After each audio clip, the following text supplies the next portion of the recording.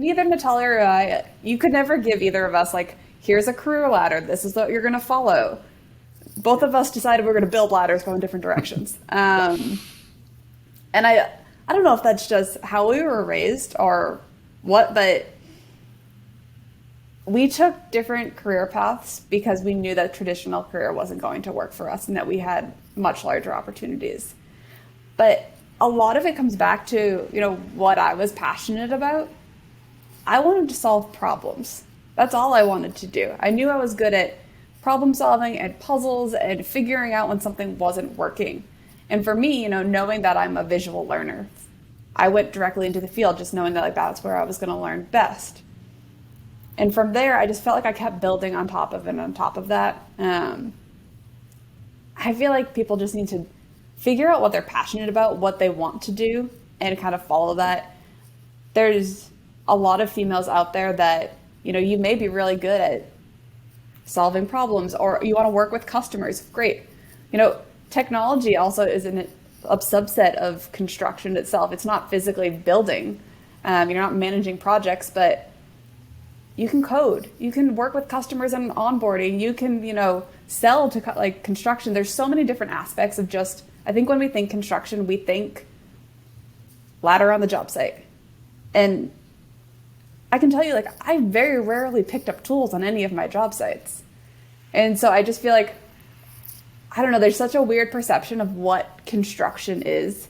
And I think we need to start younger and younger and expose them to what actual construction is, because I think there's also interest there and we need to get more women into this. And we need to deal with this labor shortage in general. But I think there's just so many other opportunities to impact construction without actually working for a contractor.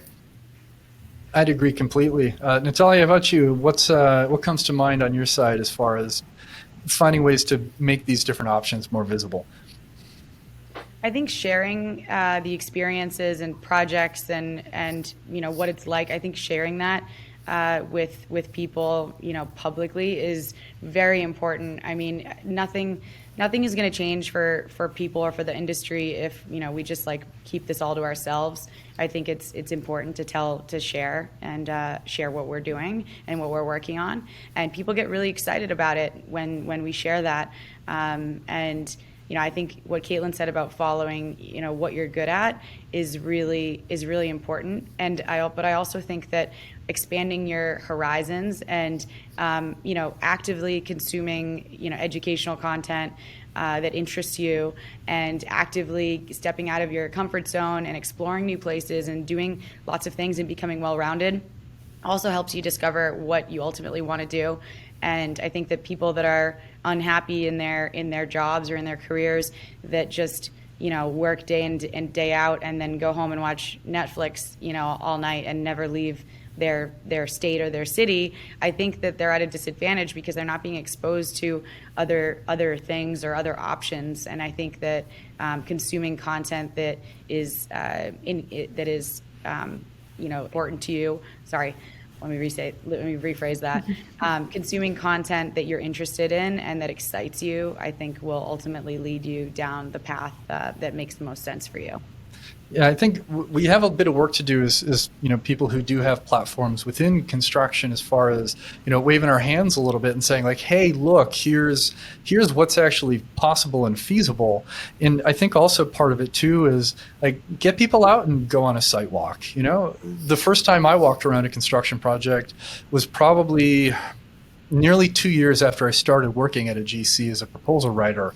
And my perspective after that experience changed so much because, one, all the things that we've been, furiously writing about and working with PXs and such, right, technical narratives starting to click more. But two, there was an edge and a seed that was planted early on where I go, oh, this is really interesting and neat. And while I would never represent myself as a builder or somebody who has the experience of a superintendent or project manager, the the insight that I got heavily contributes to conversations like the one that we're having right now, and my interest in getting deeper into the technology side of what's offered in construction. So I'm hopeful and optimistic, because I think too is all the different neat scopes of tech and things that we're able to bring to the table now versus 10 or 15 years ago where there's no purpose-built technology. I think that changes it a bit too. It's like, oh, you think laser scanning is cool? What about drones? Do you think reality capture is neat? Oh, do you want to do a site walk but you're in Idaho and the project's in New York?